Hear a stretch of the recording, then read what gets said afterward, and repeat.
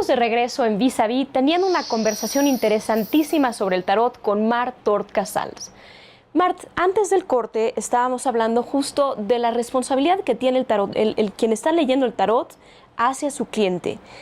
¿Hay un código de ética?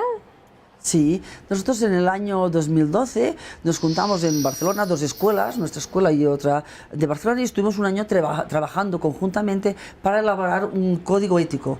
¿Qué es un código ético? Es un código de buenas prácticas para el tarot. No sé aquí ustedes cómo lo tienen, pero allí hubo una época en la cual pues, había muchas personas que se dedicaban al tarot que eran muy poco serias y muy poco también rigurosas. Acá hay mucho charlatán, como lo llamamos nosotros. Por decirlo. Entonces, ¿qué dice el código ético? Es el código ético que te dice cosas como, que el tarot respeta el libre albedrío, no sentencia, lo que hacemos es orientar a las personas, ver si hay un buen momento que la persona puede aprovecharlo y si hay una dificultad poder ayudarla a que la supere. Nos dice cosas como que nosotros no tenemos que juzgar a las otras personas, que no sabríamos nosotros qué haríamos en el puesto de aquella persona, de la vivencia, ¿no? Porque a veces sí que vemos, como comentábamos antes, a veces ves cosas que dices, wow, qué fuerte, ¿no? Pero aquí, si en algún momento juzgas, tú tienes que tener la fuerza de decir, no, yo no tengo que juzgar, no sé qué haría allí. Claro. Cosas como que tenemos que utilizar un lenguaje claro. Cuando estamos trabajando con el tarot, a veces hay gente que te dice, ha ido al tarot y ¿qué tal? ¿Qué te ha dicho? Pues no lo sé, porque me ha hecho un lío y no me he enterado de nada. Oye, Mart, dime una cosa, tú cuando lees el tarot, ¿para leer el tarot es una técnica o bien tú crees que se tiene que tener un don para leer? Esta es una muy buena pregunta. Mira, aquí veríamos que cualquier persona puede leer el tarot. Estamos en el siglo XXI, no, estamos en el siglo de la información. Ya no es en aquella época que la gente que quería estudiar tarot o astrología o cábala tenía que hacer los códigos porque se decía que eran cosas secretas, ¿no? Dentro del hermetismo, que hermetismo es las cosas que son herméticas. Dígase de paso que arcana es ¿qué? Secreto, arcana es secreto. Claro, la palabra arcano es secreto. Es secreto. Claro. Y era limitado a un grupo muy específico de gente muy pudiente, la lectura del tarot, dígase, ¿no? Que no era democratizada, ahora la tenemos democratizada. Y esto es lo bueno, ¿no? Diríamos que para interpretar el tarot, aquí lo que hacen falta, el tarot o cualquier oráculo, tres cosas que son básicas. Una que es el método, que es lo que nosotros estudiamos, el significado de cada una de las cartas. Si el mago es el trabajo y al lado tengo el sol, mago más sol, pues trabajo brillante. Y si estuviésemos estudiando astrología, pues Mercurio es la comunicación más Venus, Mercurio más Venus, que es bello, comunicación bella. La primera parte es lo que nosotros estudiamos del significado de cada carta. Y esto hoy en día, la información la tenemos todos, no unos pocos.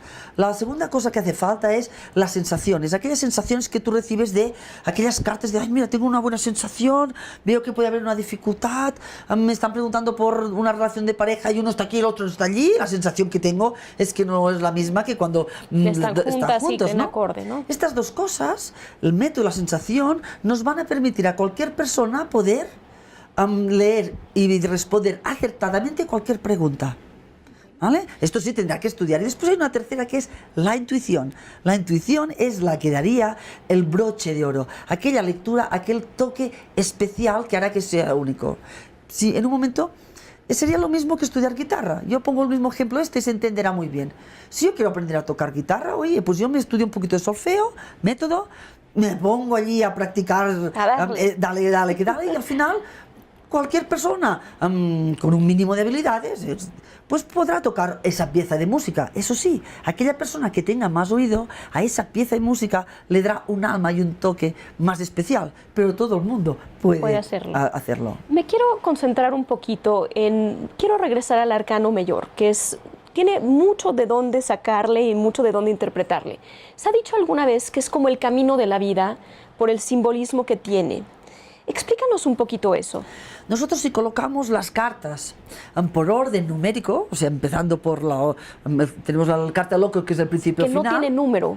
Que no tiene número, pues está al principio final. Que es muy interesante, porque que eres el inocente que no eres naif, no tiene número esa carta y después preguntamos un poquito sobre los números. Explícanos un poco eso. Este loco, si nosotros mirásemos lo que decíamos, o pusiésemos las cartas del 1 al 22 por orden numérico, veríamos que es la historia de la vida de una persona, por todos los pasos que tiene que pensar. El loco, que es del principio al final, sería, el loco es aquella alma que viene a vivir esta vida, que son estos 22 pasos. Aquella alma que decide venir a hacer un aprendizaje, aquella alma que se lanza a una aventura como es la de la vida. Y este alma, que es el principio, pasará por todos los 22 pasos y al final acabará y volvemos a empezar, principio y final. Es un buen punto. ¿Por qué la muerte no es el final del tarot? Ah, también. Uy, te has preparado muy bien, estás muy aquí atenta a todas las cosas. La carta de la muerte no nos habla de la muerte física. Porque nos habla de los cambios. Si nosotros nos fijásemos bien en la carta de la muerte, veríamos que sí que hay un esqueleto que está pintado generalmente de color carne, porque lo que nos dice la carta de la muerte, creo que pues la carta, Ciclos. la carne, que queda el espíritu. Pero la carta de la muerte nos habla de cosas como que son los cambios. Aquella guadaña es lo que tenemos que cortar. Y abajo de la carta de la muerte hay cabezas, pies y manos, porque nos dice que tenemos que cambiar de maneras de pensar. A veces tenemos que cambiar de maneras de hacer. Y a veces con los pies tenemos que cambiar el rumbo hacia donde nos dirigimos. Y por esto está en el centro, porque el centro de la vida es cuando nosotros tenemos que hacer reajustes, tenemos que ver qué es lo que nos quedamos y qué cosas cortamos para poder renacer y seguir avanzando en la vida. Fíjate que la baraja del tarot y sus diferentes barajas, digamos que no hay una, hay miles de barajas. Hay un sincretismo interesantísimo de muchas culturas.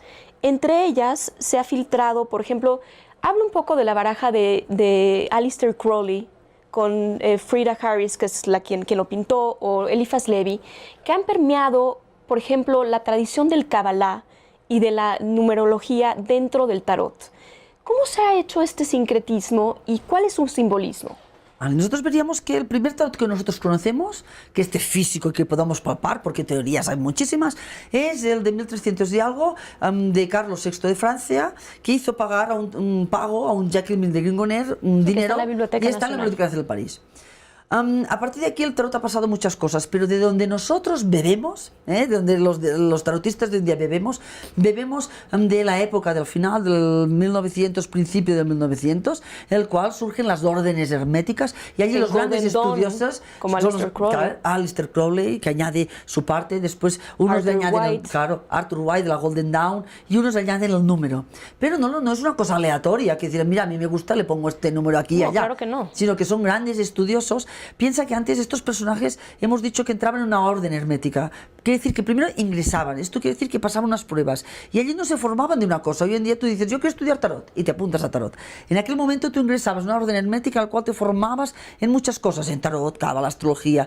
Y estos grandes estudiosos fueron los que a partir de los arcanos que tenían, es como a partir del estudio le añaden un número unos le añaden un número para enriquecer el significado, otros le añaden, porque son cabalistas, le añaden una letra hebrea. Y esto lo que hace es que de alguna manera nos enriquece el tarot y nos añade muchas cosas. Por lo tanto, no es lo mismo tener solamente el mago, que es una carta que vemos un señor que tiene los 4 elementos y es que está creando y materializando.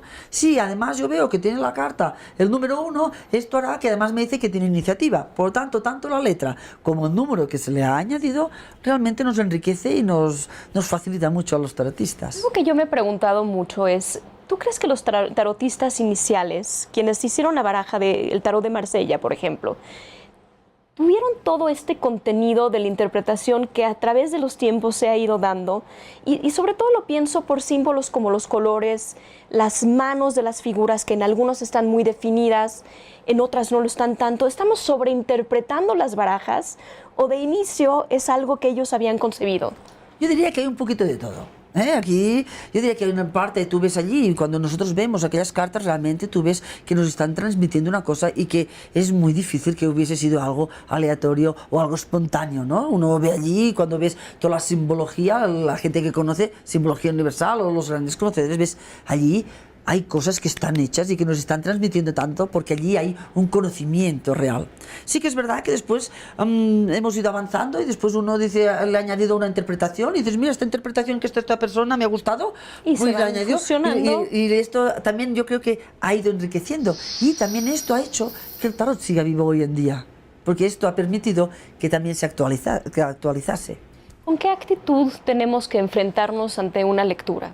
Es decir, ¿cómo lo debemos de percibir? Porque hay gente que se lo toma de verdad muy en serio y hay gente que de verdad dice esto es una tontera. Bueno, yo he llegado a un punto que ya digo, yo no tengo que demostrar nada a nadie, ¿no? Yo creo, quiero y amo al tarot. Y yo siempre digo, ¿no? Y tengo una frase que me gusta mucho y que repito siempre cuando acabo una conferencia es, si tú amas y respetas el tarot siempre te responderá.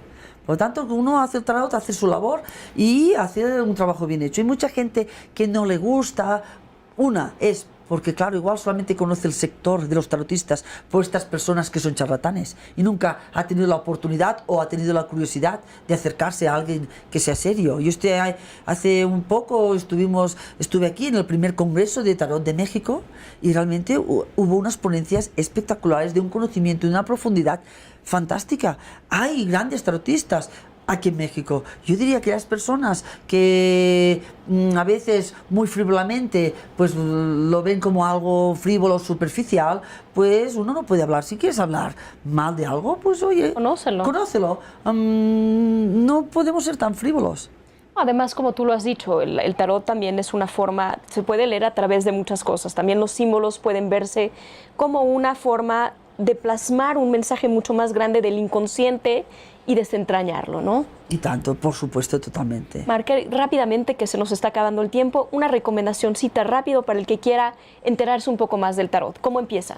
Bueno, hoy en día yo diría, buscar información. Hoy en día tenemos en YouTube, tenemos en blogs, tenemos grandes libros, grandes profesionales. Y después, que prueben y que curioseen y que busquen a alguien que les recomiende, ¿no? A lo mejor tarotista es aquel que dice, mira, a mí me fue bien y ves a esta persona. Para poder hablar de una cosa, hay que saber. Entonces, hay que saber. Marc, qué gusto que estuviste en el programa. Se nos ha ido el tiempo, desafortunadamente. Muchas gracias. Gracias a ti y gracias a todos ustedes. Gracias.